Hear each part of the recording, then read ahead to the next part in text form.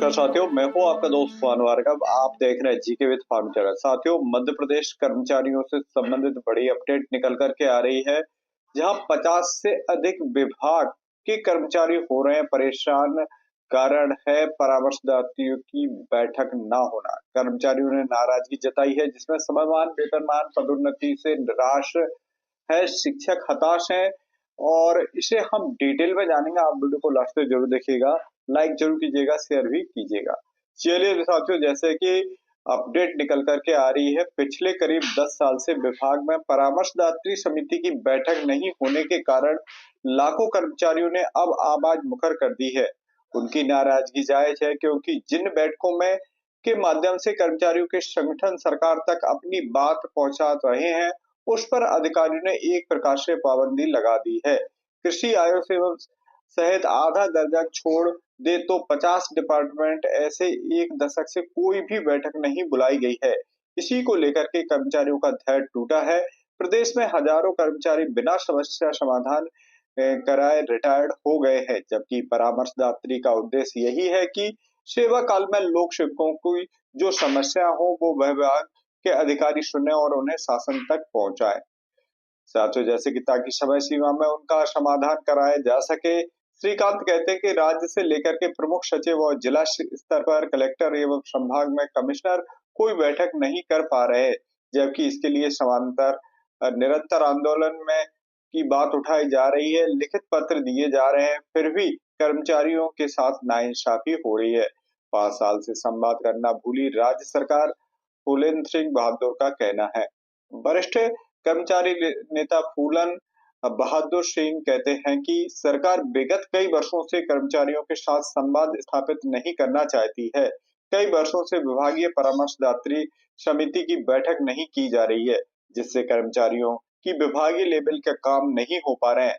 तृतीय चतुर्थ श्रेणी के कर्मचारियों के काम विभाग अध्यक्ष स्तर पर हो जाते हैं, लेकिन जब तक विभागीय परामर्शदात्री समिति की बैठक नहीं की जाती है, तब तक समस्याएं बरकरार रहेंगी।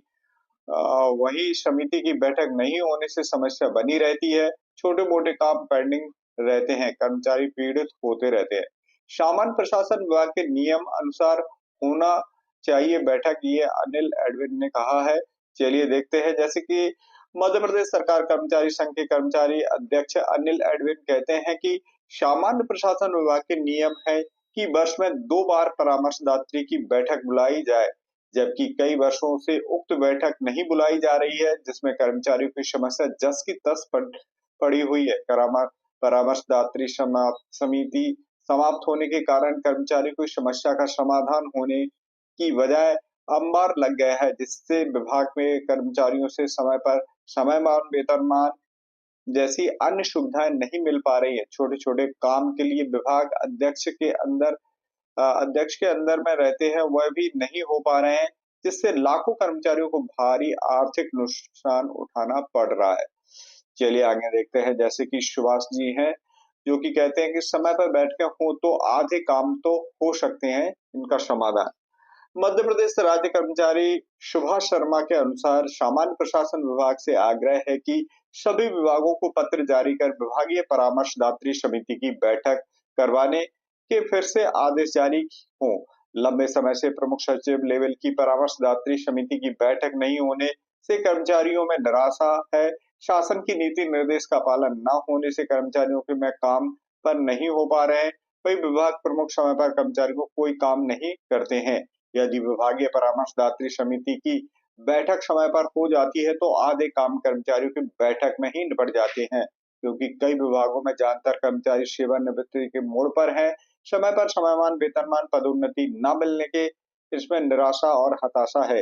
इनके पास कोई अन्य विकल्प भी नहीं बचा है। तो साथियों, परामर्शदात्री की बैठक होना चाहिए, जिससे कर्मचारियों की बात अधिकारियों तक पहुंचे और अधिकारी भी अपनी बात यह अधिकारियों के माध्यम से सरकार तक पहुंचे।